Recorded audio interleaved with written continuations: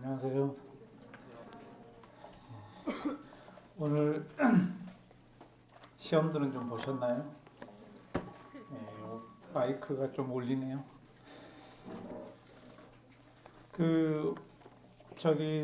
이 진도별 모의고사는 수업도 중요하지만 시험도 굉장히 중요합니다. 사실 여러분들이 객관식 훈련을 많이 할 기회가 별로 없어서 이게 수업하는 것만큼 이 시험도 중요하다고 생각하시면 됩니다. 실전 연습이라고 생각하시고 매일매일 열심히 푸시기 바랍니다. 사실 예전에 이제 저희 시험 볼 때는 행시도 5급 시험도 거의 뭐 사법 시험 이런 거 비슷하게 객관식 시험들이 많았었는데 지금 피셋으로 다 바뀐 후에 피셋하고 이 전통적인 객관식하고는 좀 상황이 다릅니다. 그래서 여러분들이 객관식 연습을 거의 할 기회가 없으니까 이 진도별 모의고사에서 열심히 하시기 바랍니다. 그래서 풀다 보면 이제 기술도 생깁니다. 이게 말 그대로 연습하다 보면 우리가 100% 알고 문제를 풀면 좋은데 100% 모르더라도 이렇게 연습을 많이 하다 보면 이제 뭔가 좀 감이 옵니다. 그래서 찍는 기술도 좀 많이 좀 발달하고 그러니까 꼭 연습을 하시기 바랍니다. 그 강의 계획서에 있는 것처럼 여러분들이 시험을 보는 게 굉장히 중요하니까요. 사실 25문제지만 와서 꼭 풀어보시고 그 다음에 이제 여력이 있으면은 내일부터는 8시 반부터 시험을 배부할 테니까요. 저희가 그 추가 문제 했잖아요. 그래서 혹시 일찍 오신 분들은 추가 문제까지 다 푸시고, 그러니까 시험 OMR 카드에는 25문제만 하시고 나머지 추가 문제는 사실 추가 문제를 하는 이유가 이게 매년 문제를 새로 이렇게 바꾸는데 너무 버리기가 아까운 거예요. 왜냐하면 작년 문제를 똑같이 낼 수는 없잖아요. 그런데 1년 만에 이 문제가 쓸모가 없었다 이런 건 거의 없어요. 헌법 시험이라는 거는 10년이 지나도 좋은 문제는 좋은 문제입니다. 근데 이제 매년 같은 문제를 할 수가 없기 때문에 새로운 문제를 집어넣는데 이 버리기가 너무 아까운 거예요. 이 문제 사실은 새로 이제 작년에서 올해로 새로 내야 되기 때문에 새로 문제를 추가하는데 사실 버리는 문제가 더 좋은 문제일 수도 있어요. 그래서 이제 궁여지책으로 그래서 이걸 어떻게 할까 하다가 안 되겠다 그냥 추가 문제로 여러분들이 공부를 하실 수 있도록 이렇게 이제 매일매일 이제 제공을 합니다. 그래서 사실 횟수별로 회차별로 조금씩 더 많은 문제가 있는 경우도 있어요. 그러니까 여러분들이 이 문제도 역시 마찬가지로 이게 실제 25문제에 있는 문제 못지않게 중요하다고 생각하시면 돼요. 여기 지금 추가 문제로 있는 문제들도 거의 다 우리 기출 문제입니다. 다른 공무원 시험 문제나 뭐 하다못해 뭐 변호사 시험 이런 데 다 기출 문제이기 때문에 아주 중요한 문제들입니다. 그래서 꼭 풀어보시고, 근데 OMR 카드는 25문제까지만 하시고 이제 나머지 추가 문제는 꼭 집에 돌아가셔서 또 풀어보시기 바랍니다. 그래서 열심히 하시면 됩니다. 그 다음에 우리가 이제 제가 또 항상 진도별 모의고사 때 고민을 하는 게 이게 이제 사실은 시험 문제로 할 건가, 시험 문제로 강의를 할 건지 아니면 교과서로 할 건지 항상 고민스럽습니다. 매년 고민스러운데 매년 결론은 교과서로 하는 걸로. 왜 그러냐면은 여러분들이 이제 공부를 해봐서 알겠지만 무슨 이 헌법이라는 게 무슨 자료 해석이라든가 뭐 경제학이라든가 이런 것처럼 어려운 건 아니에요. 그래서 특히 이제 객관식 헌법이기 때문에 주관식 헌법은 당연히 제가 설명을 해드려야 되는데 객관식 헌법은 지문 보고 이제 여러분들이 거의 다 해설지 보면은 알 수 있습니다. 그래서 저는 개인적으로 이 헌법 객관식 해설도 사실은 굉장히 중요합니다. 중요한데 오히려 여러분들은 1년 내내 헌법을 거의 공부를 안 하잖아요. 60점이야 맞겠지 하고 그러다 보니까 항상 이렇게 볼 때마다 새로워요. 지금 여기서도 기본 강의도 듣고 핵심 강의도 들었던 분도 있지만 들을 때뿐이고 공부 안 하잖아요. 그 이후에는. 그러다 보니까 사실 항상 새로워서 이게 이제 교과서를 한번 일독하는 게 이 기간 동안에 굉장히 의미가 있고 여러분들은 이제 말 그대로 저하고는 교과서를 일독하고 이제 집에 돌아가셔서 틀린 시험 문제 지문 확인하시고 그다음에 교과서 복습하시고 이렇게 하는 게 가장 효과가 좋지 않겠느냐 이렇게 생각이 듭니다. 그래서 이제 매년 교과서로 반복 학습을 하시도록 그렇게 하고 있습니다. 그러니까 이제 무슨 이야기냐면은 그 문제 해설을 별도로 하지 않기 때문에 혹시 문제에서 의문이 있거나 이런 분들은 이제 저기 수업 끝나고 저한테 일률적으로 질문해 주시면 되겠습니다. 그 다음에 이제 쉬는 시간에는 저도 좀 쉬어야 되기 때문에 근데 혹시 쉬는 시간에 질문하셔도 되는 경우는 문제가 좀 틀린 것 같다. 정답이 오답이 있는 거 그거는 이제 돌아가시기 전에 제가 모든 분들한테 이야기를 해줘야 되기 때문에 이거 명백하게 문제가 좀 틀린 것 같다. 이런 것들은 쉬는 시간에 저한테 이야기를 해주시면 제가 보고 수정을 할 필요가 있으면 수정을 하고 그렇게 하겠습니다. 그래서 그렇게 하시고 그 다음에 이제 여기 우리 강의 계획서에 있는 것처럼 진도별 모의고사 요 집중 강의는 객관식 실전 연습과 집중 강의 두 가지가 사실 핵심입니다. 그래서 정말 누누이 말씀드리지만 실전 연습을 꼭 하셔야 됩니다. 그래서 우리가 사실 여러분들이 실전에 가셔서도 뭐 지금 연습하는 것처럼 하시면은 충분하기 때문에 그래서 뭐 9번밖에 기회가 없습니다. 오늘까지 포함해서 그래서 꼭 연습을 하셔서 25문제를 이제 시간 내에 풀고 사실 시간이 부족해서 실제 시험을 못 풀진 않아요. 근데 이제 객관식이라는 게 사실 좀 까딱하면 문제를 잘못 읽거나 이런 경우가 좀 있습니다. 그래서 그런 것들은 연습을 통해서 우리가 좀 훈련을 하셔야 됩니다.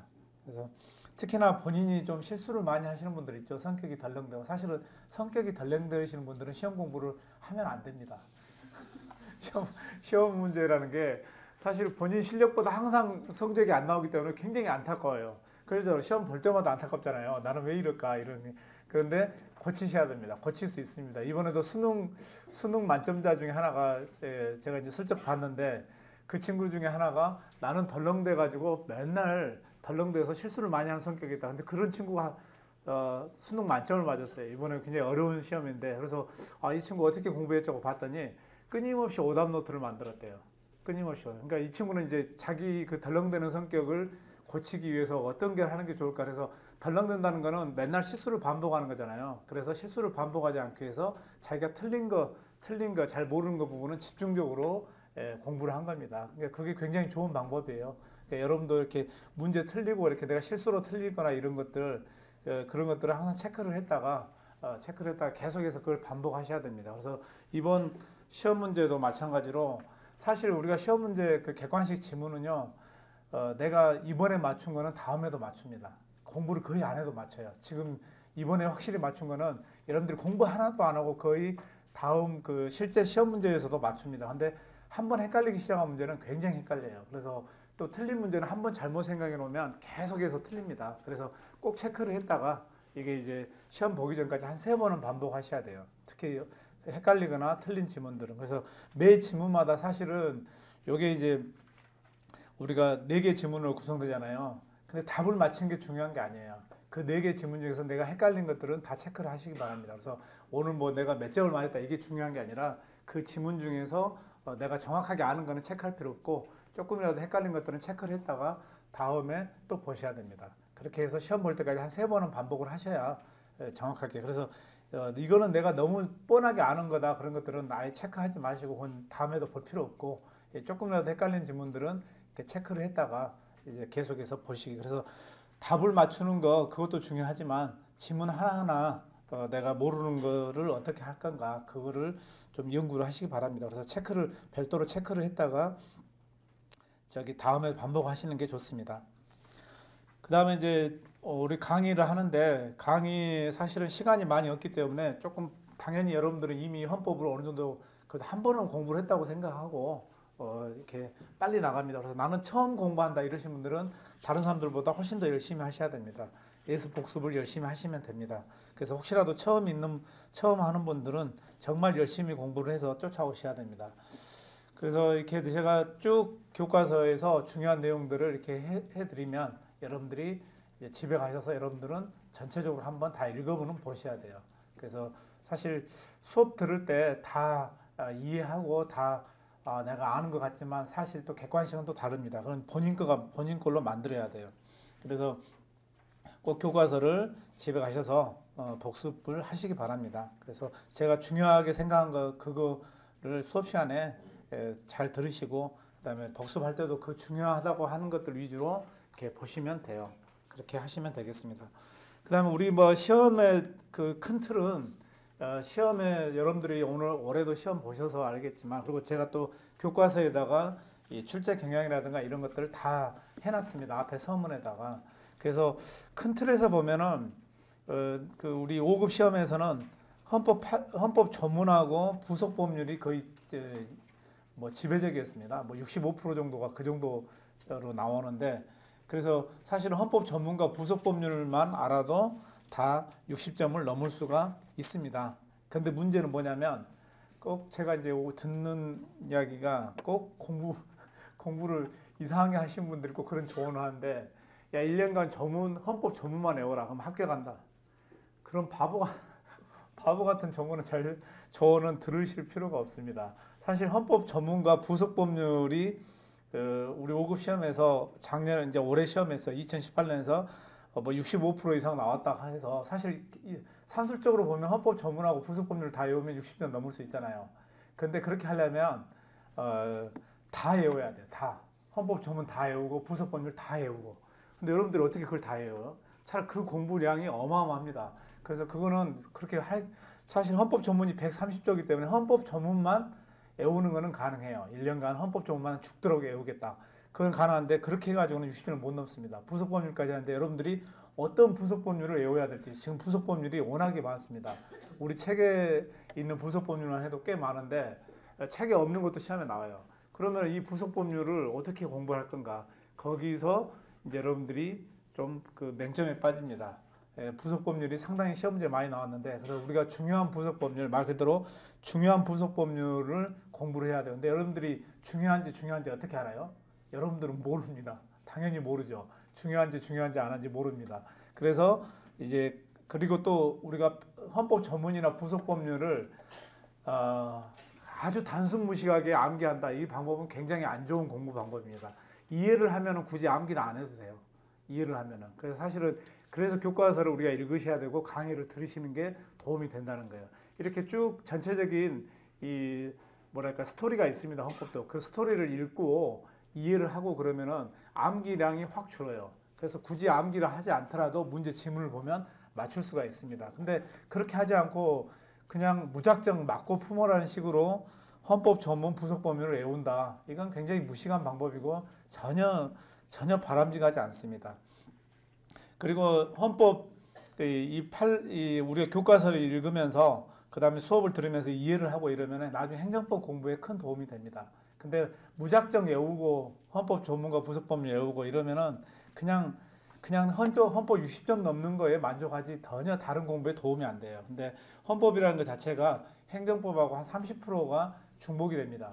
그래서 30% 정도가 중복이 되기 때문에, 그래서 여러분들이 헌법 공부를 해 놓으시면 자기도 알게 모르게 행정법 공부에 상당히 도움이 됩니다. 그래서 우리가 사실 헌법 시험을 도입한 이유 중에 하나가 그겁니다. 어떻게 헌법을 모르고 행정법을 2차에서 그것도 주관식으로 바로 시험을 보라고 하느냐.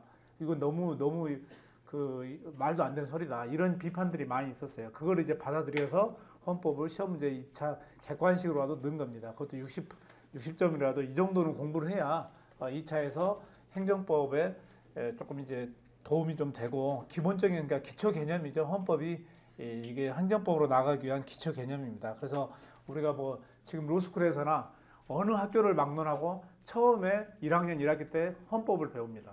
그리고 나서 그 후에 이제 헌법을 배우고 난 다음에 행정법을 배워요. 그게 당연히 공부하는 순서가 그렇게 됩니다. 그래서 여러분들이 헌법 이 60점 넘는 것도 중요하지만, 이야기면 그 동일한 시간 동안 공부를 해야 된다고 하면 굳이 암기에 너무 많은 치중하지 마시고 조금 이해하고 전체적인 틀을 이해하면 많은 문제를 맞출 수 있으니까 그렇게 하시기 바랍니다. 그 다음에 판례. 입법고시는 70% 이상이 판례입니다. 사실 입법고시뿐만 아니라 우리 뭐 7급 시험이네, 변호사 시험이네, 70% 뭐 많으면 80% 이상이 다 판례 문제예요.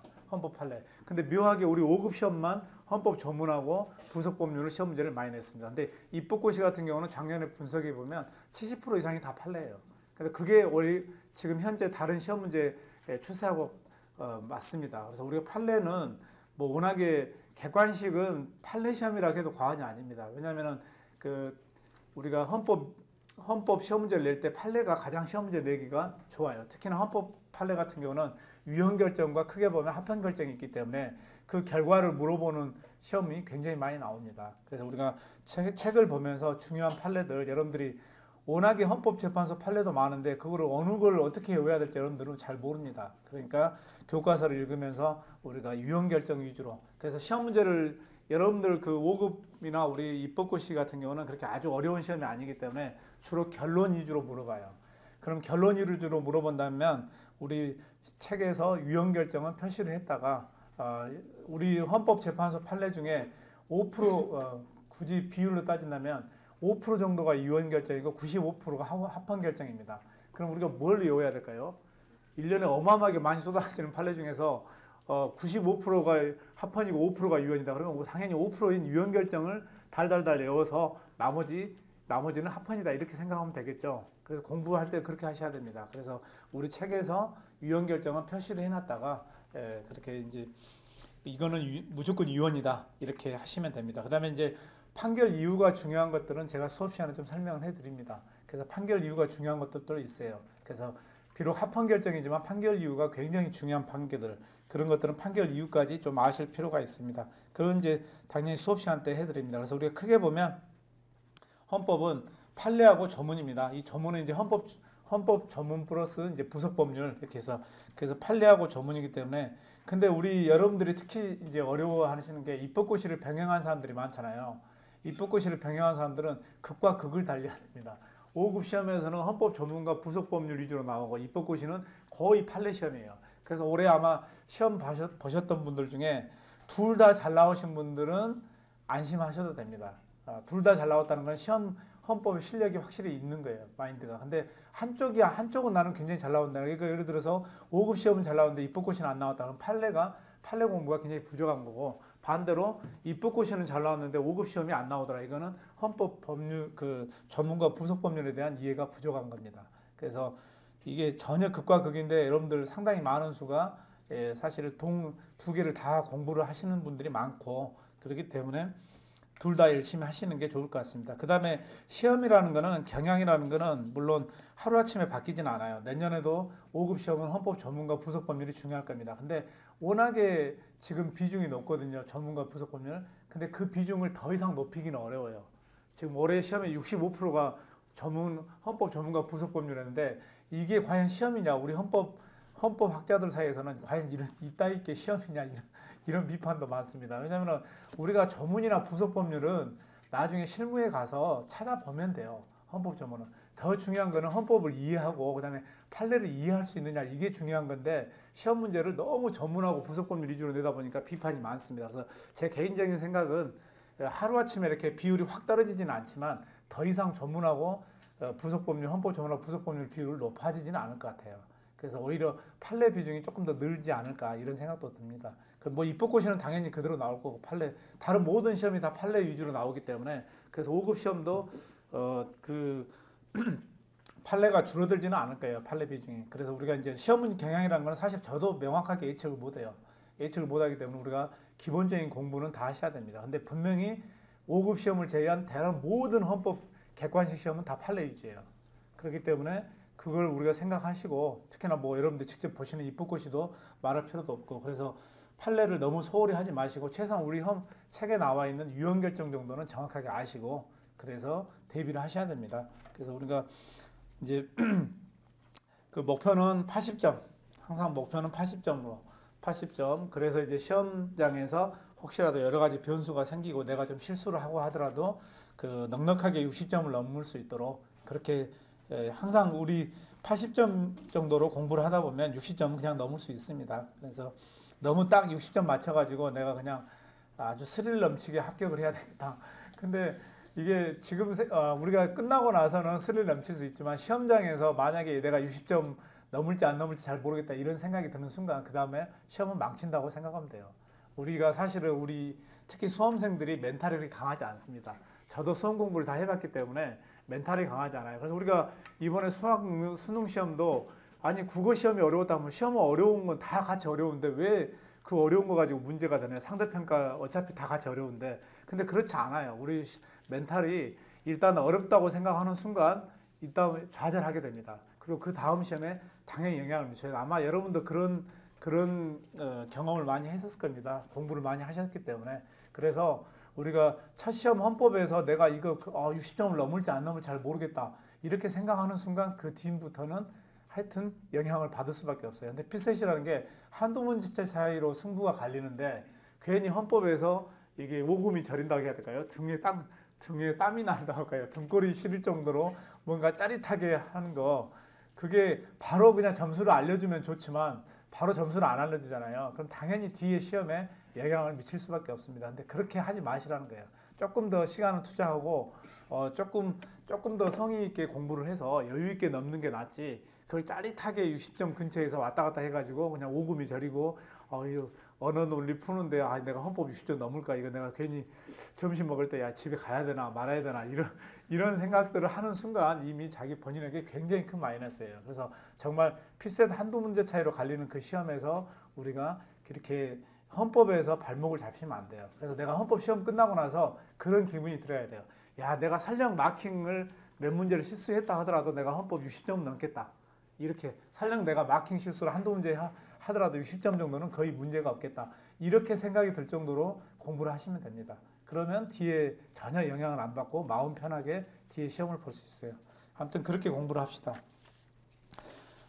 그 다음에 나머지 뭐 수강 방법 이런 건 읽어보시고요. 그래서 예습 복습 이거는 이제 말씀을 드리자면 그 헌법 공부를 지금 그래도 기본 강의라도 듣고 핵심 강의라도 듣고 이런 분들 있죠. 예습을 안 하셔도 됩니다. 이런 분들은 헌법을 어느 정도 공부했던 분들은 예습을 안 하고 와서 본인 실력으로 한번 시험 문제를 풀어보고 그 다음에 이제 틀린 거 위주로 하고 그다음에 우리 강의 끝나고 나서 복습 위주로 하시면 됩니다. 근데 나는 지금 헌법에 대해서 전혀 잘 모르겠다. 시험 문제 풀면은 한 40점 나오겠다. 이러면은 시험 보는 게 별 의미가 없어요. 그런 분들은 예습을 하고 시험을 보시기 바랍니다. 그래서 예습을 할 때 교과서를 빠른 속도로 한번 읽어보고 와서 시험 보시면 됩니다. 그래서 본인의 지금 상황에 따라서 본인의 상황에 맞춰가지고 예습하시고 복습, 그래서 공부가 어느 정도 되신 분들은 복습 위주로 하시고 그 다음에 공부가 거의 잘 안 돼 있다 이런 분들은 예습과 복습을 균형 있게 맞춰서 책 한 번 읽어보고 와서 시험 문제를 푸시고 그 다음에 이제 마찬가지로 틀린 것과 그 다음에 제가 강의 때 중요했던 것 위주로 복습을 하시면 되겠습니다. 그 다음에 모의고사 응시는 당연히 열심히 하셔야 되고요. 그래서 여러분들 모의고사 응시를 독려하기 위해서 도서 상품권을 드립니다. 그래서 저한테는 하등의 이득이 없는데 이렇게 하는 이유가 모의고사가 굉장히 중요한데 여러분이 아침에 와서 모의고사를 보기가 힘들어요. 그러니까 안 와요. 안 오고 시험 문제 받아가서 집에 가서 풀고. 근데 시험장 분위기에서 푸는 것과 집에서 푸는 거는 마음가짐도 다르고 분위기가 다릅니다. 그래서 될 수 있으면 힘들더라도 아침에 오셔서 좀 푸시라. 그렇게 해서 여러분들이 실력이 늘어서 제 강의를 듣고 합격을 하면 저도 기분이 좋습니다. 그래서 그걸 독려하기 위해서 이 모의고사 많이 보신 분들한테는 성적에 상관없이 저는 성적을 보는 게 아니라 성실성을 보는 거기 때문에 상품권을 다 드리겠습니다. 그 다음에 질문은 아까 말씀드린 것처럼 수업 끝난 후에 제가 쉬는 시간에 좀 쉬어야 되니까 수업 끝난 후에 질문해 주시고 그 다음에 혹시 집에 돌아가셔서 궁금한 게 있다 그러면 이메일로 질문하시면 됩니다. 그럼 제가 최대한 빨리 하겠습니다. 그 다음에 무료 특강 이게 전문정리 헌법 조문은 워낙에 이제 중요하죠. 우리가 시험 문제에서도. 그래서 헌법 전문 정리로 제가 2번 강의를 한 적이 있습니다. 그래서 이 2번 강의를 들으면 헌법 조문에 대한 공부는 어느 정도 거의 다 됩니다. 그래서 그렇게 무료 자기 시간 날 때 무료 강의 이거는 뭐 언제든지 본인이 들으시면 되니까 그렇게 듣고 아무튼 우리 9회인데 열심히 합시다. 열심히 해서 우리 여러분들이 이 시간과 돈을 투자해서 수업을 듣는 거기 때문에 열심히 해서 꼭 이번 수업에 이제 이 기간 동안에 내가 이제 헌법은 알겠다. 이제 헌법은 걱정이 없겠다. 이렇게 만드시기 바랍니다. 그리고 나머지 기간 동안에는 그냥 이제 한 2번 정도 복습을 하시면 됩니다. 그래서 이번이 이제 헌법을 전체적으로 정리할 수 있는 좋은 기회라고 생각하시고 그렇게 해봅시다. 저기 74페이지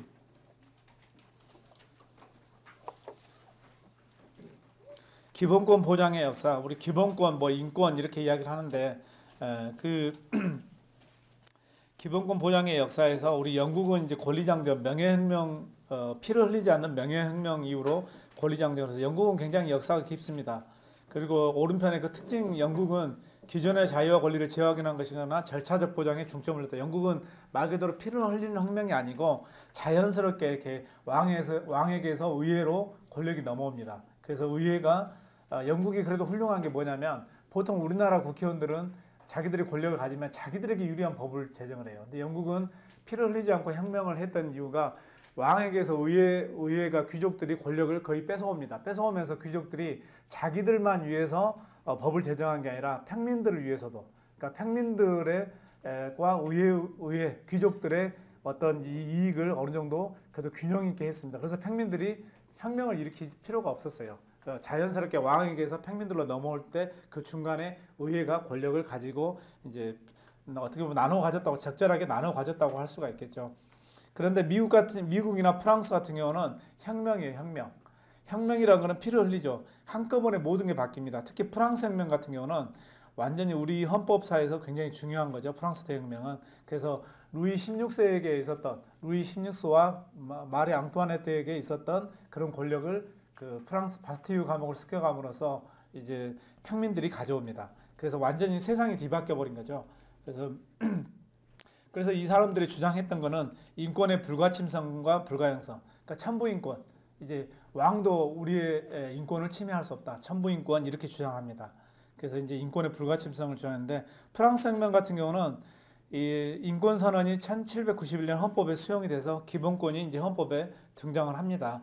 근데 이것과 이제 미국은 좀 비교하셔야 돼요. 그 위에 미국은 프랑스하고 미국은 상당히 유사한 점이 많아요. 유사한 점이 많고 그다음 둘 다 이제 조세 문제 때문에 미국은 독립 전쟁이 혁명이라고도 합니다. 그러니까 뭐 영국에서부터 독립하는 게 하나의 이제 국민 주권을 이루는 혁명이라고도 하는데 재산권에서 출발하죠. 조세 문제니까 재산권에서 출발하는데 미 연방 헌법이 좀 특징적인 게 기본권을 포함하지 않다. 처음에 연방 헌법을 제정할 때 기본권을 포함하지 않다. 이게 이제 시험 문제에 나온 적이 있어요. 그리고 이게 시험 문제에 충분히 나올 수 있는 이야기입니다. 그러면 왜 기본권을 포함하지 않았냐? 혁명에 의해서 미국 독립전쟁이라는 혁명에 의해서 영국 왕실로부터 기본권을 쟁취했는데 왜 헌법에 제정하지 않았냐? 그건 가로에 있습니다. 그러니까 인권을 규정하면 기본권을 규정하면 기본권 제약의 근거가 될 수 있다고. 이게 무슨 소리냐? 우리가 헌법의 기본권을 다 적시할 수가 없어요. 우리 헌법도 이제 우리가 배우겠지만 모든 기본권을 다 넣을 수가 없어요. 그러다 보니까 이게 헌법에 나와 있는 기본권, 헌법에 나와 있지 않은 기본권인데 헌법에 기본권에 예컨대 10개를 넣은다. 그러면 10개 이외의 기본권은 혹시 보장이 안 되는 거 아니냐 이런 오해를 살 수가 있다는 거예요. 그런데 기본권이 아예 없어버리면은 헌법에 나와 있지 않은 기본권은 헌법에 나와 있지 않지만 당연히 보장되는 거다 이렇게 생각할 수 있다는 거예요. 그래서 처음에 미국 헌법에서는 기본권을 포함하지 않았어요. 근데 이제 기본권이 없는 헌법이다 보니까 이게 무슨 의미가 있느냐 이제 이런 비판인 거죠. 그 기본권을 우리가 규정을 해야지. 그래서 그 후에 이제 기본권이 10개 조항에 기본권이 인권이 포함이 됐습니다. 그래서 처음에 미국 헌법에는 기본권이 포함되지 않았다. 이게 이제 시험 문제에 나온 적이 있습니다. 독일은 혁명이 없었죠. 독일은 혁명이 없었습니다. 근데 독일은 오랫동안 분열되어 있다가 비스마르크에 의해서 독일이 통일됐습니다. 굉장히 비교적 늦게 1871년에. 근데 비스마르크가 그 전에 독일 제국에 있었던 기본권을 없애버렸어요. 이게 이제 무슨 소리냐면은 비스마르크 같은 경우는 국민 개개인이 기본권을 주장하면 국가가 분열된다는 거예요. 예컨대 집회, 결사, 언론, 출판, 그러니까 국민 모두가 각각 제 목소리를 내면은 통일된 독일이 얼마나 힘들게 통일됐는데 이 통일된 독일의 저해 요소로 작용할 수가 있다 이렇게 생각한 거예요. 그래서 없애버렸습니다. 독일의 그 통일의 저해 요소로 작용하는 기본권을 삭제해 버렸어요. 이게 독일의 지금도 이 독일 국민들을 지배하는 생각일 수도 있어요. 독일이라는 사회 국가의 저해 요소로 작동하는 것들은 다 삭제를 해야 된다 이런 생각이. 그래서 참 재미난 게 제가 보면은 독일 축구를 보면은 그대로 국민성이 드러나요. 독일은 슈퍼스타가 없어요. 근데 월드컵에서 계속 4강 이내에 듭니다. 그 이유가 뭐냐면 조직력으로 승부하죠. 그 독일은 아무리 뛰어난 선수여도 그 조직력의 저해를 할 만한 선수는 아예 대표로 뽑지도 않습니다. 그러니까 이게 이제 이거하고 비슷한 거예요. 이게 국가에 하여튼 우리 독일 통일된 독일의 저해 요소로 작동하는 것은 다 제거를 하자. 그래서 비스마르크가 아예 기본권을 삭제를 해버렸습니다. 그 다음에 이제 독일에 그러다가 1차 세계대전이 일어났죠. 이제 비스마르크 후예들이 이 세계대전을 일으켜서 패망을 했습니다. 1차 세계대전. 그리고 나서 바이마르 공화국이 들어섰습니다. 바이마르 공화국. 근데 이제 공화국이죠. 독일 제국에서 공화국으로 바뀌었어요. 왕이 없어졌어요. 그래서 공화국으로 바뀌었는데 이때 사회적 기본권을 최초로 규정했다. 이거는 우리가 중요한 내용입니다. 사회적 기본권. 우리가 사실 독일이 이게 굉장히 역사적입니다. 1차 세계대전에 패망해가지고 막대한 전쟁 배상금을 물어야 되는 독일이 사회적 기본권을 했다는. 사회적 기본권은 국가의 재정적인 여유가 있어야 제대로 보장이 돼요. 근데 지금 패망한 독일이 사회적 기본권을 넣었다는. 그러니까 헌법은 굉장히 좋습니다. 독일 이 바이마르 공화국 헌법이. 내년에 바이마르 공화국 헌법 100년이고 대한민국 임시정부 헌법이 100년입니다. 1919년. 그래서 우리도 굉장히 자부심을 가져야 돼요. 독일도 이 바이마르 그 공화국 헌법에 대해서 굉장히 자부심, 세계적으로 사회적 기본권을 최초로 규정한 헌법입니다. 그런데 문제는 뭐냐면 아까 말씀드린 대로 도저히 지켜질 수가 없어요. 국가의 재정적 여력이 있어야 사회적 기본권을 보장을 해주는데 그렇게 할 여력이 없다는 겁니다. 그래서 2차 세계대전 결국 이제 2차 세계대전이 또 일어났죠. 히틀러가 등장해서 야 이렇게 우리가 막대한 전장 배상금을 무느니 차라리 또 침략을 하자. 그래서 이제 히틀러가 그렇게 선동해가지고 이제 또 2차 세계대전 또 패망했죠. 그래서 독일 기본법 1949년에 독일 기본법이 제정됐는데 이때 기본법을 제정할 때 독일 애들이 모여서 야 우리가 사회적 기본권을 규정했더니 도저히 지켜낼 수가 없더라. 그런데 독일 애들의 생각은 또 우리하고 다른 게 뭐냐면요. 규범이 있으면 지켜야 돼요. 그 규범을 못 지키면 규범을 없애버리는 게 나아요. 근데 우리는 어때요? 우리는 가오 나잖아. 헌법에 규범은 규범이고 우리는 우리다 이렇게 생각하는 경우가 많죠. 그래서 우리는 안 지키는 법이 상당히 많아요. 규범은 있지만 지키지 않는. 근데 걔네들은 생각이 우리하고 좀 달라요. 규범이 있으면 지켜야 되고 그걸 못 지킬 거면 규범을 바꿔야 된다. 사람들이 못 지킨다는 거는 그 규범으로서 효력이 없는 거예요. 그래서 그렇게 생각하다 보니까 사회적 기본권 우리가 도저히 그 시대 상황에서 사회적 기본권을 지켜낼 수가 없다. 그러면은 빼야 된다는 거예요. 그래서 빼버렸습니다. 사회적 기본권을 빼고 그 대신에 사회국가 원리, 국가가 앞으로 나아갈 방향은 분명히 이 방향이 맞다. 이렇게 사회국가 원리를 선언했어요. 그래서 이것도 이제 나중에도 나오지만 기억을 하셔야 되는 내용입니다. 그러면은 우리 1948년에 재헌헌법은 어느 헌법을 본딴 거예요? 영향을 받았습니다. 우리 재헌헌법은 여러 가지에서 영향을 받았는데 대한민국 임시정부 헌법을 개정하기도 했고 그 다음에 바이마르 공화국 헌법에 영향을 받았어요. 왜냐하면 독일 기본법은 1949년이고 우리 재헌헌법은 1948년입니다. 그래서 우리가 독일 기본법에 영향을 받을 수는 없어요. 재헌헌법이. 그러면 재헌헌법은 바이마르 공화국 헌법에 영향을 받았습니다. 그러면 재헌헌법은 뭘 규정했을까요? 사회적 기본권. 그러니까 재헌헌법 우리도 그 찢어지는 상황에서 사회적 기본권을 규정한 거예요. 그게 이제 바이마르 공화국 헌법에 영향을 받은 겁니다. 그래서 쭉 그걸 이어왔기 때문에 지금 현재 대한민국 헌법도 사회적 기본권을 규정하고 있어요. 근데 독일은 지금도 사회국가 원리를 선언하는 걸로 만족하고 있습니다. 큰 틀이 바뀌지 않았기 때문에. 그래서 그렇게 보시고 그 다음에 인권의 보장의 국제화 75페이지. 우리가 이제 1차 세계전, 2차 세계전을 치르고 난 후에 그렇게 생각을 한 거예요. 우리가 한 나라에서 인권을 아무리 보장해봐야 세계 전쟁이 일어나면 아무 필요가 없구나. 네덜란드 보세요. 네덜란드 안내의 일기의 그 배경인 네덜란드. 네덜란드는 굉장히 평화롭고 잘 살고 있었는데 독일이 침략하는 순간 모든 인권이 끝나버린 거예요. 그래서 이렇게 되면 안 되겠다. 한 나라에서 인권을 잘 지켜봐야 세계 대전이 일어나면 다 필요가 없겠구나. 그래서 인권 보장의 국제화라는 거에 관심을 가지게 됩니다. 그래서 두 번째 세계 인권선언 1948년에 세계 인권선언을 채택했어요. 근데 이건 선언이죠, 선언. 선언이기 때문에 강제력이 없어요. 강제력이. 그래서 이게 시험지에 나온 적이 있어요. 선언이기 때문에 강제력이 없습니다. 말 그대로 선언이기 때문에 잘해보자는 거죠. 그래서 이제 이 강제력이 없다는 거 한계가 있기 때문에 국제인권규약, 그러니까 규약의 형태로 이제 법 조문 형태로 만들었습니다. 그래서 요거는 각 국가가 비준을 하면 법적 강제력, 이건 이제 조약이기 때문에 국가가 체결 비준을 하면은 이제 법적인 강제력이 있습니다. 그래서 요게 이제 시험에 나온 적이 있습니다. 그 다음에 넘어가서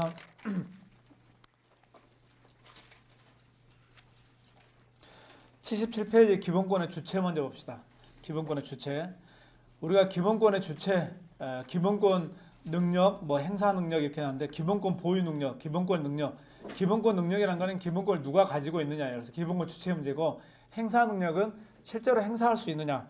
여러분도 마찬가지예요. 미성년자는 더더욱 이런 문제가 겹치는데 여러분은 피선거권을 가지고 있습니다. 그러니까 피선거는 누구나 다 선거에 나갈 수 있는 권리. 선거권과 선거에 나갈 수 있는 거. 그래서 선거권과 피선거권을 모든 국민이 가지고 있어요. 그러나 실제로 선거권 행사하려면 19세 이상이어야 되고 피선거권 행사하려면 25세 이상이어야 돼요.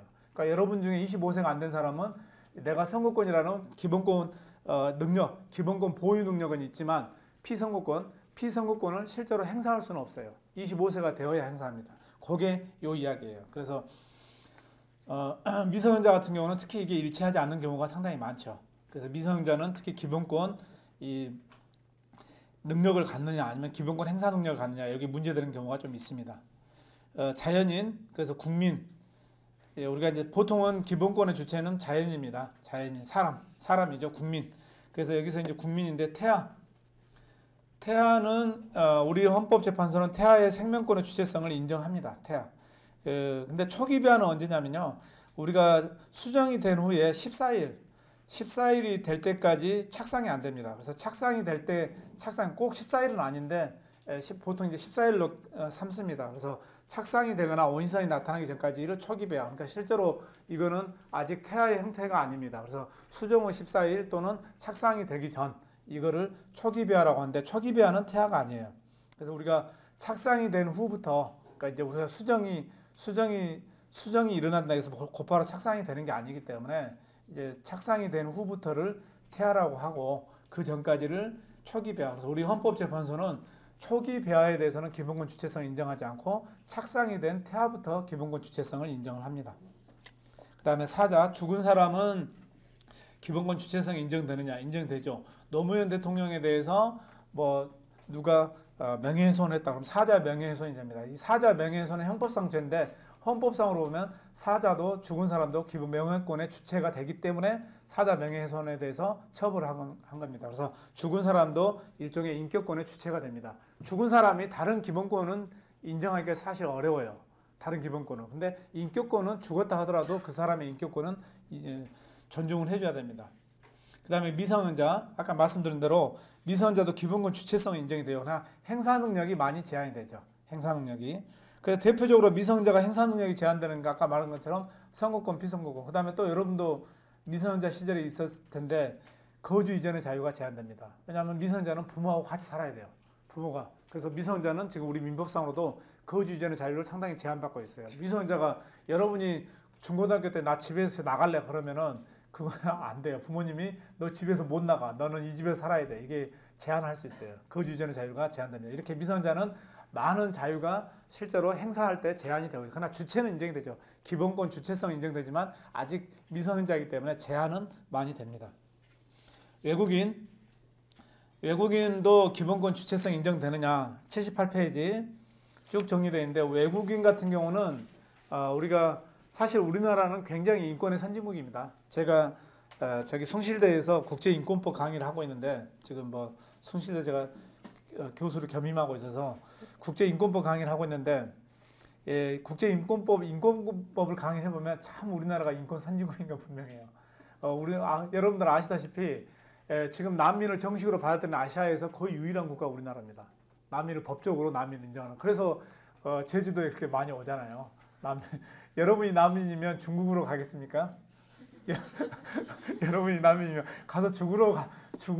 우리가 얼핏 생각해도 중국으로 가면 내가 죽는 길을 가는 거지. 당연히 한국에 오겠죠. 여러분이 난민이라고 생각해 보세요. 어느 아시아에서 어느 나라로 가겠느냐? 우리를 받아줄 만한 나라가 어느 나라? 뭐 베트남 이런 데를 갈 수도 있죠. 근데 거기도 찢어지는데 그 못 사는 나라를 가는 것보다는 그래도 어느 정도 잘 살고 그 다음에 우리를 받아줄 만한 나라가 어딘가. 그게 한국인 거예요. 누가 난민들도 바보가 아니에요. 난민들도 우리가 보기엔 난민이지 사실은 그 나라에서도 다 대학도 나오고 공부도 열심히 하는 사람도 굉장히 많습니다. 그래서 인터넷 검색도 다 하고 그래서 어느 나라가 우리 난민을 잘 받아줄 건가. 그게 바로 한국이라는 건 우리보다 더 잘 알아요. 그래서 한국에 가서 어떻게 해야 우리가 난민으로 인정을 받을 건가. 그다음에 한국은 일단 공항에 도착하면 쫓아내지 않습니다. 우리는 인도적 체류를 거의 허용하기 때문에 쫓아내지 않아요. 그래서 아무튼 그 굉장히 좋은 시스템을 갖추고 있어요. 그래서 난민들이 보기에는 천국하고 천국입니다. 그러니까 왜냐하면은 저기 유럽에서는 이미 난민에 대해서 많이 제동을 걸려고 하고 트럼프 같은 경우는 거의 노골적으로 쫓아내려고 하잖아요. 근데 한국은 그래도 인도적 체류도 난민으로 인정이 안 되더라도 인도적 체류도 허용하고 최소한 쫓아내지 않고 먹을 거 주고 다 해줍니다. 아무튼 우리나라가 외국인에게는 굉장히 좋은 나라인데 그 인정되는 외국인의 기본권 범위도 상당히 넓습니다. 상당히 넓어요. 그래서 원래는 우리 헌법 조문을 보시면은 우리 헌법 조문 보실까요? 제가 헌법 조문 강의에서도 이야기를 했는데 10조에 보세요. 헌법 10조에 보면은 모든 국민은 인간으로서 존엄과 가치를 가지며 행복을 추구하는 뭐라고 되어 있어요? 모든 국민으로 되어 있죠. 국민. 그 다음에 11조 보면 모든 국민은 법 앞에 평등이다. 그 다음에 12조도 1항에 보면 모든 국민, 전부 국민으로 되어 있죠. 우리 헌법은 전부 국민으로 되어 있습니다. 그러니까 이게 국민이라는 게 그러면 우리 헌법은 처음에 우리 헌법을 제정할 때 외국인에 대해서는 거의 생각을 안 한 거예요. 생각을 하지 않았습니다. 그래서 전부 주체를 국민으로 해놨어요. 근데 평등권 같은 경우 평등권, 인간의 존엄과 가치, 행복 추구권, 평등권 생각해 보세요. 이게 우리만 인간으로 존엄 가치가 있는 게 아니라 말 그대로 인간의 존엄과 가치이기 때문에 외국인도 인간이잖아요. 그래서 우리가 사실은 우리가 헌법을 정말 제대로 하려면 인민으로 해야 돼요. 이게 인간인데 모든 인민은 인간으로서 존엄과 가치를 갖는다. 모든 인민은 평등권을 갖는다. 이렇게 규정을 하는 게 사실은 좋습니다. 예, 그게 맞아요. 근데 이거를 우리가 인민이라고 하는 순간 제가 인민 여러분 이렇게 하는 순간 저는 빨갱이로 몰리겠죠. 저는 빨갱이가 됩니다. 인민 여러분 하는 순간. 그러니까 사실 굉장히 안타까운 게 우리가 인민을 김정은이한테 뺏겨버린 거예요. 인민이라는 이 좋은 용어를 요 사람 인자를 쓰잖아요. 이건 나라 국자를 쓰는 거고 국민은. 그래서 국민은 여러분이나 저같이 대한민국 국적을 가진 사람 말이에요. 근데 인민은 사람을 말해요. 사람 인자를 쓰기 때문에. 그래서 사실은 모든 인민은 인간으로 존엄과 가치를 가진다. 그리고 행복 추구를 한다. 이렇게 규정을 하는 게 사실은 좋은데 우리가 인민이라는 글자를 뺏겨버린 거예요. 그래서 이번에 헌법 개정안 문재인 대통령 헌법 개정할 때 인민이란 말을 쓰면은 이건 김정은이가 이미 먹어버린 거기 때문에 우리가 쓸 수가 없고 그래서 인간으로 쓴 거예요. 굉장히 이상해요. 조문이. 모든 인간은 인간으로서 존엄과 가치를 갖는다. 그 다음에 모든 인간은 평등권을 갖는다. 이렇게 인간. 그래서 그 인간이라고 쓰는 거는 외국인도 포함하기 위해서 그래요. 그래서 우리가 이렇게 이야기하는 건 무슨 이야기냐면 결국 여러분이 외국인에게 기본권을 주체성이 되는가는 기본권별로 판단해야 되는데 인간으로서 권리인가 국민으로서 권리인가로 생각하면 돼요. 여러분도 쉽게 생각할 수 있어요. 이걸 무작정 외울 필요가 없이 인간의 존엄과 가치, 행복 추구권, 생명권 어때요? 이건 인간의 권리죠. 인간이면 누구나 다 가져야 되는 권리죠. 우리만 행복해지면 되나요? 외국인도 대한민국에 들어와 있는 외국인도 같이 행복해지는 게 좋죠. 그다음 생명권. 우리는 생명권을 갖고 외국인은 생명권이 없느냐? 말도 안 되는 소리죠. 당연히 생명권은 인간이면 누구나 다 갖는 권리입니다. 평등권. 평등권도 인간으로서 권리입니다. 그러나 참정권, 선거에서 평등. 이거는 선거권을 아무한테 줄 수가 없는 거죠. 선거권, 우리가 만약에 외국인에게 선거권과 피선거권을 주기 시작하면 우리는 이제 우리 대통령은 시진핑이 되고 우리는 중국한테 먹힙니다. 그래서 당연히 선거권과 피선거권 이런 참정권은 외국인에게 줄 수가 없는 거예요. 그걸 외국인에게 주는 순간 이제 우리는 중국의 속국이 되는 거죠. 그래서 이거는 다른 그 차별은 몰라도 참정권에서의 등에 대한 성질상의 제한이나 상호주의에 따른 제한이 있을 수 있다. 상호주의에 따른 제한은 상호주의라는 용어를 이해하시면 되는데 예컨대 우리가 필리핀하고 그런 협약을 맺습니다. 국가배상 청구를 만약에 우리나라 사람이 필리핀에 가서 피해를 봤을 때 필리핀의 국가배상 청구를 인정해달라. 그러면 우리도 필리핀 국민이 대한민국에 와서 피해를 입었을 때 대한민국 국가가 국가배상을 해주겠다. 이런 것들이 상호주의예요.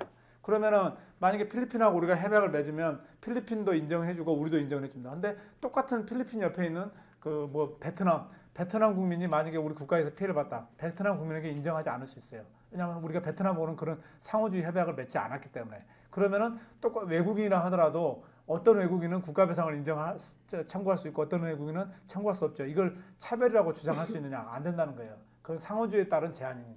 그래서 우리가 이거 나중에 또 나옵니다. 상호주의라는 그 이야기는. 그다음에 자유권적 기본권.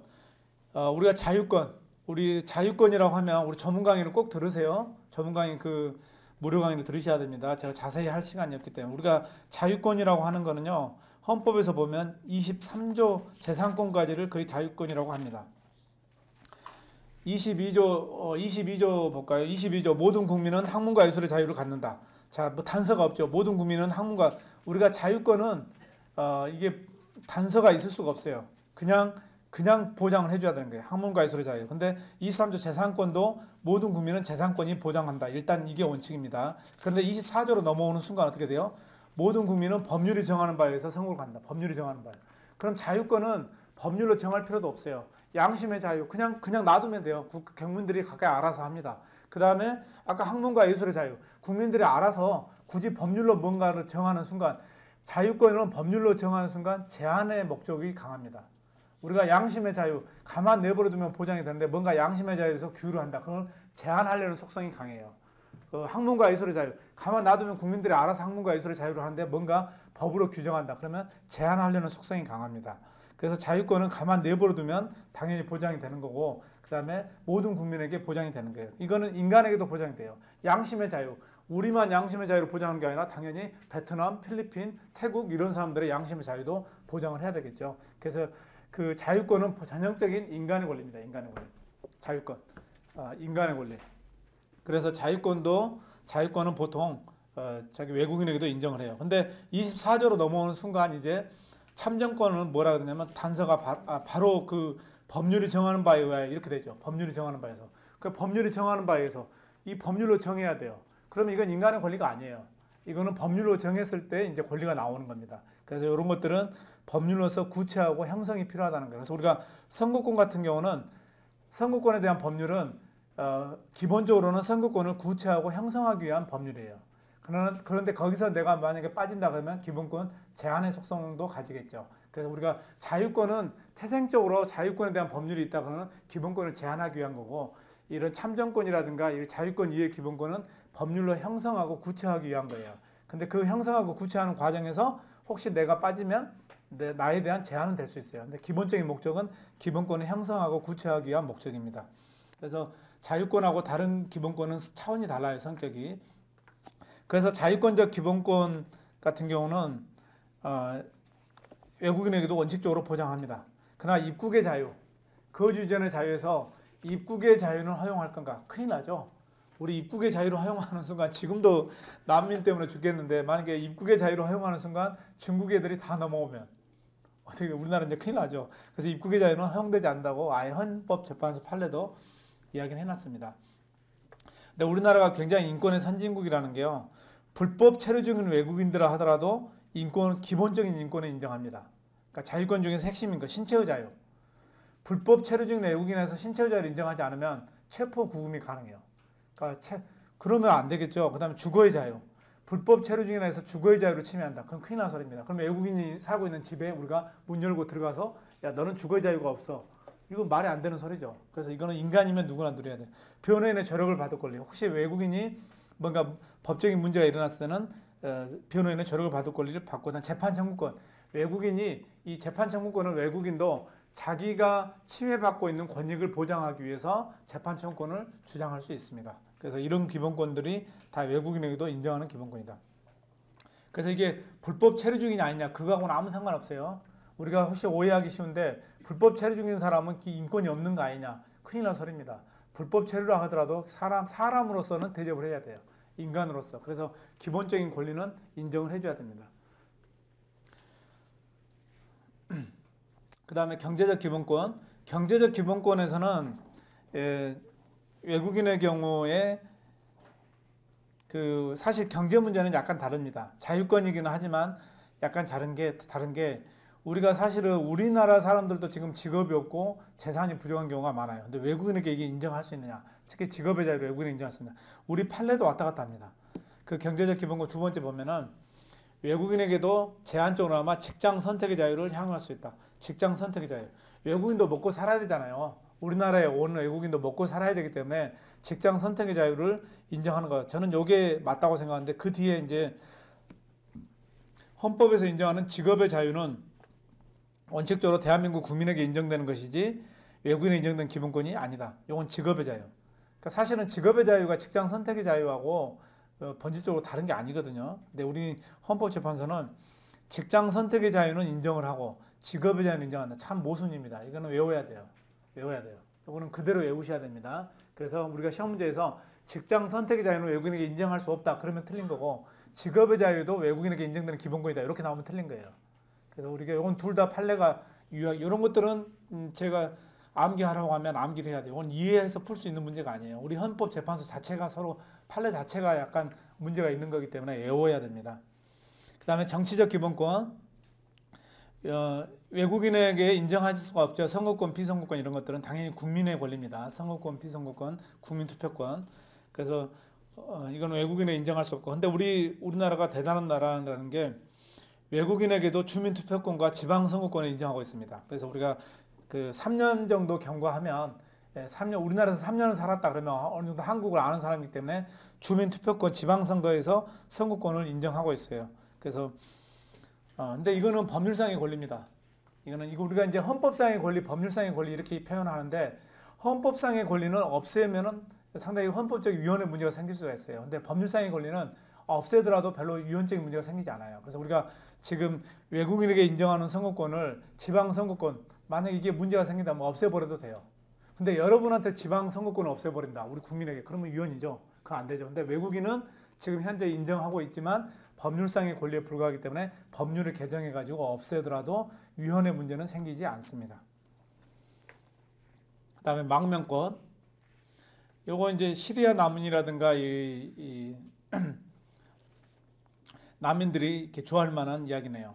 망명권. 우리 법원에서는 아직까지 망명권이라고 인정하는 기본권은 어렵다고. 이게 오래전 판례죠. 근데 새로운 판례가 거의 없어요. 그래서 우리가 망명권 이런 것들이 헌법의 명문 규정이었기 때문에 외국인의 망명권이나 비호권 같은 기본권을 인정하기는 어렵다. 그래서 판례는 이렇게 오래전 판례이기 때문에 지금 판례가 나온다면 또 모르겠어요. 근데 오래전 판례이기 때문에 판례 태도는 요건데 다만 지금 현재 우리는 난민법을 2014년에 아시아에서 최초로 시행을 했습니다. 난민법.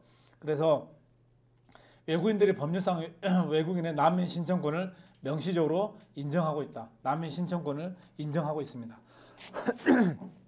그래서 IS라든가 시리아 난민들이 와가지고 난민 신청을 하면 거기에 대해서 심사를 해줘야 돼요. 심사를 해서 우리가 그 요건을 갖추면. 근데 이거에 사실은 2014년 6월 달에 제정할 때 우리 국회의원들이 빠가들이잖아요. 실제로 우리나라에 난민이 오겠느냐. 그런 생각을 한 거예요. IS 시리아 난민 어떻게 와요? 그 난민들이 지금 장난 먹고 살기도 힘든 사람들이 우리는 육로가 막혔잖아요. 사실 우리 섬이나 똑같아요. 한반도는 위에 북한이 막혀 있기 때문에 우리 대한민국은 거의 섬이나 똑같습니다. 어떻게 와야 되나? 배 타고는 올 수 없잖아요. 시리아나 이렇게 IS 난민이 배 타고 오기에는 너무 오랜 시간 비행기로 쓰는데 설마 그 가난한 애들이 어떻게 비행기 싹을 마련해서 올 수 있겠느냐 이렇게 생각을 한 거예요. 그래서 별로 이 법을 제정할 때 지금 오늘날 같은 문제가 생기려고 전혀 생각을 하지 않은 거예요. 근데 이 사람들이 우리가 아까 말씀드렸다시피 절대 이 난민이 우리가 생각하는 그런 난민이 아니에요. 그렇게 헐벗고 굶주린 사람들 못 배우고 이런 사람들이 아니에요. 전부 다 정보를 해가지고 가지고 있어가지고 이 사람들이 일단 말레이시아로 갑니다. 말레이시아가 이슬람권이고 잘 받아줘요. 말레이시아로 갑니다. 그래서 말레이시아에서 체류가 허용이 돼요. 근데 말레이시아는 직업을 가질 수가 없어요. 이 난민들이 직업을 가지는 게 말레이시아도 이상한 나라죠. 체류는 허용하는데 직업을 그럼 도대체 뭘 하라는 거예요? 그럼 이 사람들이 말레이시아에서 불법 체류, 그러니까 불법으로 일을 하는 거예요. 체류는 허용되는데 직업을 가질 수가 없는데 직업을 가질 수가 없다는 거는 먹고 살 수가 없잖아요. 그러니까 이 사람들이 말레이시아에서 열심히 어디로 가야 되나 연구를 했는데 한국에 가면 직업도 가질 수 있고 모든 게 다 해결된다는데 제주항공이 그 에어아시아인가요? 에어아시아가 저가 항공으로 말레이시아에서 제주로 직항을 만들었습니다. 그 직항을 만들자마자 500명이 비행기를 타고 온 거예요. 그래서 제주공항 왜냐하면 비싼 항공료는 물 수 없지만 에어아시아 정도의 저가 항공료는 그래서 에어아시아가 직항을 만든 후부터 난민 문제가 불가졌습니다. 그리고 전혀 지금 이 법을 난민법을 만들 때하고 지금하고 상황이 다르기 때문에 지금 해결이 상당히 어려워요. 사실 그렇다 해서 지금 난민법을 폐지할 수도 없는 겁니다. 이제 와서 난민법을 폐지할 수는 없고 뭔가 개정을 해서 진정한 난민을 가려내는 게 사실은 중요하죠. 아무튼 난민 신청권이 법적으로 인정되고 있습니다. 그 다음에 청구권적 기본권.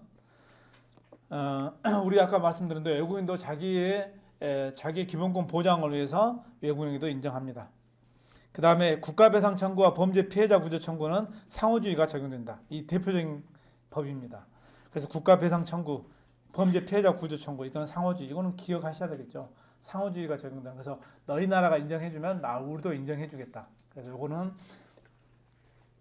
그 다음에 사회적 기본권. 사회적 기본권은 원칙적으로 외국인에게 인정하지 않습니다. 근데 사회적 기본권 편에 우리 사회적 기본권이란 거는 우리 헌법을 보면 아까 자유권이 23조까지를 자유권이라고 했죠. 그 다음부터 뭐 참정권 이렇게 나옵니다. 그 다음에 청구권 이렇게 나오는데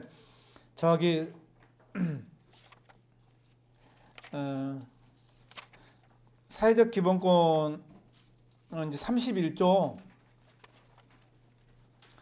쭉 가다가 이제 31조면은 교육을 받을 권리 있죠. 뭐 의무교육 뭐 이런 거, 교육을 받을 권리 이런 것들이 이제 사회적 기본권이 됩니다. 32조 근로의 권리, 33조 이렇게. 그래서 31조 이후부터 우리가 사회적 기본권이라고 교과서에 편제를 해요. 뭐 그 대표적인 권리가 34조입니다. 34조에 모든 국민의 인간다운 생활 권리를 갖는다. 인간다운 생활 권리. 그래서 이게 사회적 기본권의 대표적인 조문인데 이걸 우리 교과서에서 사회적 기본권으로 편제를 해요. 근데 교육을 받을 권리, 사회적 기본권이지만 부모의 자녀 교육권, 당연히 부모의 자녀 교육권은 모든 인간이면 다 부모가 자녀 교육권을 갖죠. 그렇기 때문에 우리가 기본권 편제상으로는 사회적 기본권이지만 역시 사회적 기본권도 인간의 권리와 국민의 권리로 나눌 수가 있어요. 그래서 사회적 기본권이라 하더라도 인간의 권리의 성격이 강한 그 부분에 있어서는 이게 그 주체성을 인정하고 국민의 권리 성격이 강한 것은 주체성을 인정하지 않습니다. 그래서 인간의 권리와 국민의 권리로 나눠요. 그래서 그 사회적 기본권에서 부모의 자녀 교육권, 그 다음에 환경권도 당연히 우리만 좋은 환경에 살고 중국 애들은 너희들 때문에 이러니까 미세먼지 가득한 데 살아라 이렇게 할 수는 없잖아요. 인간이면 누구나 다 쾌적한 환경에서 살아야 되죠. 건강권 마찬가지. 이런 것들이 인간의 권리로서 외국인에도 인정됩니다. 근로의 권리도 원래는 사실은 우리나라 국민들에게 근로를 보장하기도 어려워요. 근데 근로권은 사회적 기본권입니다. 그러나 근로 권리 중에서도 근로 조건, 인간으로서 일할 환경에 관한 권리는 자유권적 성격을 갖습니다. 이거는 332페이지 적어놓으시고 332페이지에서 다시 한번 설명을 드립니다. 그래서 자유권적 기본권의 성격이 갖는 것, 근로의 권리, 여기서는 근로 권리가 전부 다 자유권적 성격이 아니라 이렇게 구별하시면 돼요. 근로의 권리 중에서도 인간의 권리 성격이 갖는 거는 이거는 자유권적 성격이고 이건 자유권적 기본권. 국민의 권리 성격이 강한 거는 사회적 기본권이에요. 사회적 기본권. 그래서 자유권적 기본권, 사회권적 기본권 이렇게 두 개로 나눕니다.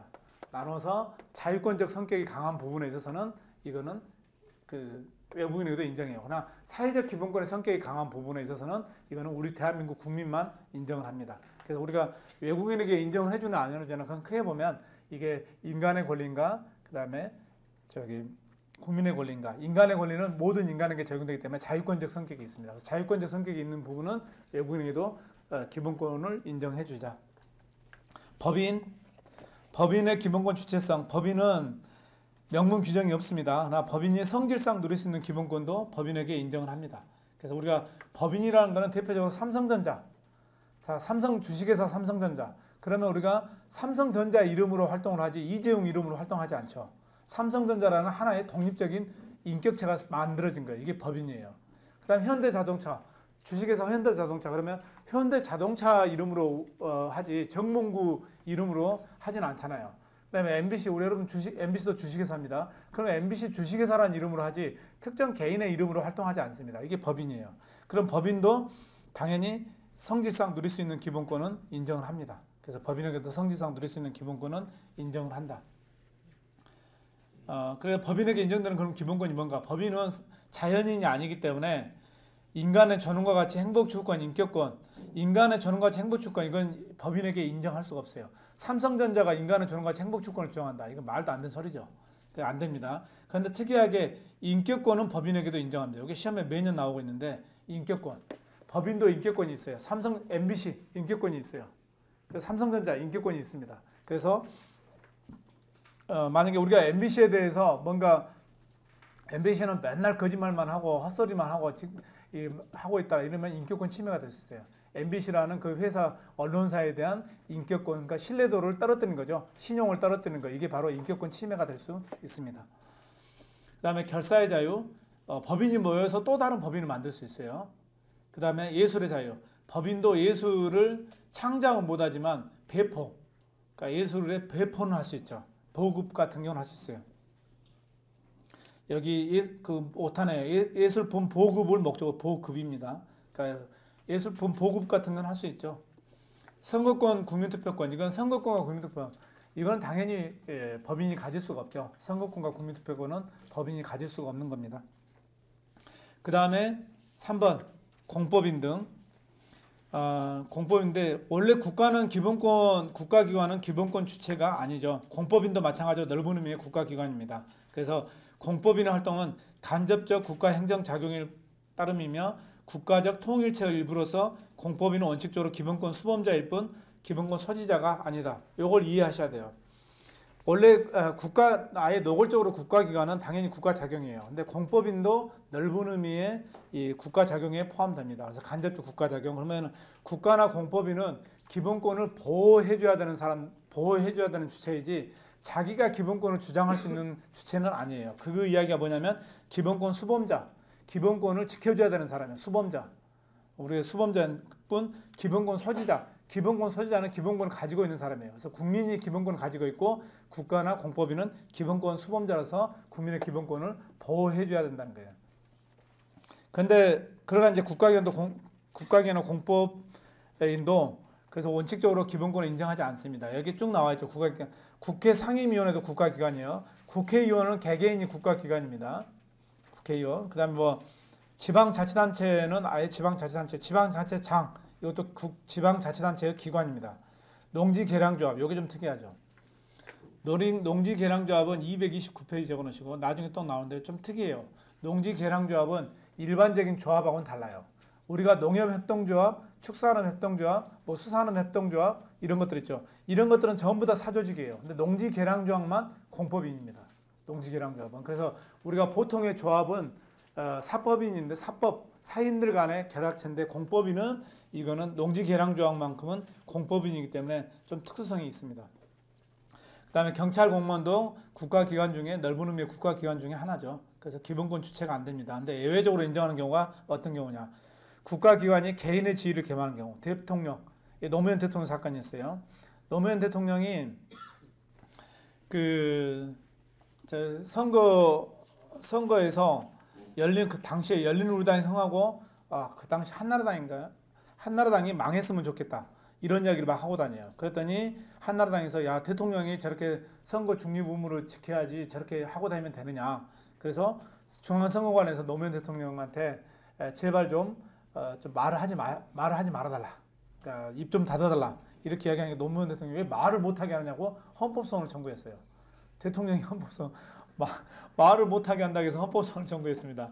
이게 이 판례를 보고 많은 헌법학자들이 노무현 대통령을 신랄하게 비판했습니다. 무슨 대통령이 헌법소원을 청구하는데 저는 깜짝 놀랐던 게 야 이게 시대가 바뀌었구나. 전두환 같으면 이런 일이 있었을까요? 대통령이 내가 말을 하기 위해서 헌법소원을 청구한다. 전두환 같으면 이미 다 자체적으로 해결했겠죠. 중앙선관위원장 불러다가 어디 남한산성 이런 데다 끌고 가서 자체적으로 해결했을 겁니다. 그러니까 그만큼 우리 사회가 이제 민주화가 됐다는 거예요. 대통령도 함부로 다른 국가기관에 대해서 어떻게 할 수가 없구나. 할 수가 없으니까 헌법소원을 청구한 거예요. 그래서 왜 나를 말을 못하게 하느냐. 이게 대통령의 헌법소원 청구입니다. 그래서 우리가 대통령이 과연 기본권 주체가 되느냐. 대통령은 기본권 수범자이지 기본권 소지자가 아니지 않느냐. 그래서 이게 각하가 될 가능성이 굉장히 높았는데 우리 헌재가 아주 탁월한 판시를 했습니다. 두 번째 줄에 보면 국가 조직 영역 내에서 국적 과제를 수행하는 주체의 권한 내지 직무 영역을 제한하는 성격이 강한 경우 여기다 표시하시고 대통령의 행위를 봤을 때 공적 과제를 수행하는 행위다. 그러면 기본권 주체성이 부정됩니다. 여기 동그라미 1로 해놓으시고 그 다음에 세 번째 줄 끝처리에 그것이 일반 국민으로서 국가에 대해서 가지는 기본권을 제약하는 성격이 강한 여기다 2번 동그라미 2 일반 국민으로서 국가에 대해서 기본권을 제약하는 성격이 강한 경우는 기본권 주체성을 인정을 합니다. 그래서 국민의 한 사람으로서 대통령도 국민의 한 사람으로서 이야기할 수가 있죠. 뭐 사적 자리에서 이야기를 한다든가. 그러니까 이게 이제 우리 헌재가 나눴어요. 공적인 자리에서 한나라당이 망했으면 좋겠다 이런 이야기는 이거는 국가기관으로서이기 때문에 요거는 기본권 주체성이 되지 않아요. 근데 사적인 자리에서 너무 대통령도 사적인 자리가 있을 수 있잖아요. 사적인 자리에서 야, 한나라당이 망하고 우리가 흥했으면 좋겠다. 열린우리가 흥했으면 이런 말은 할 수 있어요. 그래서 기본권 주체성도 인정이 됩니다. 그래서 기본권 주체성도 인정이 돼요. 그래서 헌법 소원 청구 자체는 인정을 했어요. 그러나 중앙선관위에서 대통령의 선거 중립을 지켜달라 요 이야기는 합헌 결정이 났습니다. 나중에 또 나옵니다. 그 다음에 지자체장의 공무담임권.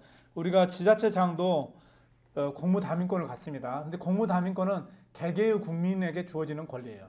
개개의 국민. 그래서 공무담임권을 주장할 때는 공무원들도 다 국가기관도 공무담임권을 주장할 수가 있습니다. 그 다음에 공법인의 예외. 공법인 내에서 공법인이 국가로서 독립한 고유 업무를 수행하는 경우 이런 경우에는 국가에 대해서 기본권의 주체를 인정할 수가 있습니다. 대표적인 게 그 두 번째 이걸 예를 들어보면 알아요. 서울대학교, 강원대학교, 세무대학교. 서울대학교, 강원대학교, 세무대학교는 공법인입니다. 국공립대학이죠. 그래서 국립대학으로서 공법인입니다. 그런데 국가가 이걸 못 살게 군다. 그러니까 공법인이지만 국가가 또 못 살게, 교육부 장관이 못 살게 군다. 국가가 못 살게 군다. 이때는 국가를 향해서 기본권의 주체를 인정할 수가 있다는 거예요. 대학의 자율성을 보장하라. 대학의 자치를 보장하라고 이야기할 수가 있습니다. 그래서 한국방송공사도 마찬가지예요. KBS도 공법인인데 KBS를 국가가 뭐 방송통신위원장이 계속 못 살게 한다든가 대통령이 KBS의 언론의 중립을 해친다든가 이럴 때는 그 국가를 상대로 해서 언론의 자유를 주장할 수가 있습니다. 그 다음에 권리능력 없는 사단과 재단. 권리능력 없는 사단과 재단은 우리가 법인은 아까 삼성전자, 현대자동차 있죠. 법인은 명확하게 삼성전자에서 주식의 삼성전자 대표이사 누구 이렇게 나와 있어요. 지금 아마 삼성전자 권오현인가요? 부회장 그렇게 명확하게 나와 있습니다. 그런데 법인 권리 능력 없는 사단, 법인 아닌 사단 똑같은 이야기예요. 법인 아닌 사단 재단, 권리 능력 없는 사단 재단 또는 비법인 사단 재단 이렇게 이야기하는데 그거는 아직 등기가 안 된 거예요. 그러니까 명확하게 등기가 안 돼 있기 때문에 이 단체는 대표자를 정함이 있고 독립적인 사회적 조직체로서 활동을 해야 한다는 이 부가 요건이 붙습니다. 그러면은 단체성을 인정을 해줘요. 그러니까 명확하게 드러나지 않기 때문에. 근데 우리가 MBC 같은 경우는 MBC 사장이 제가 지금 이름을 누군지 모르겠는데 MBC라는 이름으로 활동하고 사장 누구가 명확하게 아예 등기가 돼 있어요. 그렇기 때문에 누구나 다 알아요. 그러나 우리가 정체불명의 단체는 이 단체가 제대로 된 단체인가를 알려면 이 사람들이 또 대표자를 정함이 있고 독립적인 사회적 조직체로 활동을 해야 됩니다. 그게 하나가 더 요건이 붙는 거예요. 그래서 정당 보세요. 밑에. 정당이 대표적으로 법인격 없는 사단이에요. 정당. 그럼 정당으로서 실체가 있어야만이 보호를 받겠죠. 그 정당으로서 실체가 있어야 한다는 것은 대표자를 정함이 있고 독립적인 사회적 조직체로 활동을 해야 돼요. 그래서 우리가 뭡니까? 자유한국당, 뭐 민주당, 뭐 바른미래당 분명히 그 대표자를 정함이 있고 그 당 이름으로 활동을 하죠. 자유한국당의 대표자 누구, 뭐 지금 대표자들이 계속 막 바뀌니까 정확하게 기억을 못 하겠는데 아무튼 이게 그래서 정당 같은 경우는 비법인 사단이지만 권리 능력 없는 사단, 비법인 사단, 법인격 없는 사단이지만 기본권 주체성을 인정합니다. 근데 정당 중에서 여러분이 전혀 알지 못하는 정당, 뭐 거의 활동도 안 하는 정당에서 누가 나와가지고 기본권 주체성을 주장한다, 안 된다는 거예요. 그게 바로 판례에서 나와 있습니다. 첫 번째, 등록이 취소된 사회당의 기본권 주체성. 사회당, 사실 등록이 취소됐지만 사회당은 계속해서 사회당이라는 이름을 쓰고 대표자, 당 대표 누구 이렇게 활동을 해왔어요. 근데 왜 우리를 등록을 취소시키냐 해서 헌법소원을 청구한 거예요. 그러면은 헌법소원을 청구할 당시에 사회당은 비록 중앙선관위원회에서 등록이 취소됐지만 그 등록 취소에 대해서 다투는 거예요. 그 등록 취소에 다투는 사회당은 사회당이라는 이름으로 하고 그다음에 대표자를 명확하게 정해서 활동을 하고 있었어요. 그럼 실체가 있는 거죠. 그래서 사회당에 대해서는 이거는 기본권을 인정을 했습니다. 근데 등록이 취소된 녹색 3인당 똑같이 등록이 취소됐지만 녹색 3인당은 등록 취소돼서 다투기는 하지만 이미 등록이 취소되는 중앙선관위 등록이 취소되는 순간부터 사회당으로서 거의 녹색 3인당으로서 거의 활동을 안 했어요. 그래서 거의 정당이 흐지부지 돼 버렸어요. 그러니까 이렇게 흐지부지 된 정당이 갑자기 정당의 기본권을 주장한다. 안 된다는 거예요. 그래서 녹색 3인당은 더 이상 등록된 정당이 아니어서 기본권을 향할 수 있는 주체가 될 수 없다. 이건 사실을 우리 헌재가 정확하게 판시하지 못한 거예요. 녹색 3인당이 왜 이게 단지 등록이 안 됐다고 해서 녹색 3인당의 주체성을 인정하지 못하는 게 아니라 행간의 의미는 녹색 3인당은 이제 실체가 없는 정당이에요. 그러니까 실체가 없는 정당이기 때문에 근데 그런 걸 다 빼버리고 그냥 이렇게만 하니까 위에 판례하고 상당히 모순됩니다. 이 그 사회당하고 녹색 3인당하고 외워야 돼요. 우리가 사회당으로 시험에 나온 것과 녹색 3인당은 결론이 정반대이기 때문에 외우셔야 됩니다. 그래서 이런 것들은 외워야 돼요. 그 다음에 쉬었다가 기본권의 성격 보겠습니다. 76페이지 10분간 쉬겠습니다.